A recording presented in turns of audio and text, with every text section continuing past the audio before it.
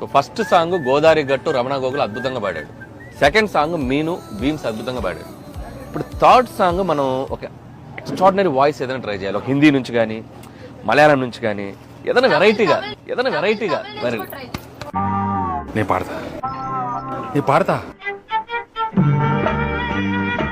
Anil sir. 2 పాటలు super hit అయినాయి కదా. అవును. ఇప్పుడు ఈ సంక్రాంతి సాంగ్ ఎవరు పాడుతున్నారు? సార్ నాకైతే సంక్రాంతి సాంగ్ చాలా అద్భుతమైన వాయిస్. అంటే నాకేదో బాంబే మలయాళం. నేను పాడతా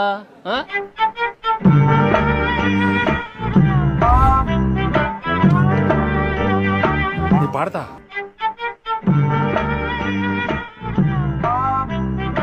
వెంకటేష్ గారేమో అసలు నా మాట వినట్లేదు, పాడతానంటున్నారు. His voice is okay na? అరే go for some big singer. నేను అదే అనుకుంటున్నాను.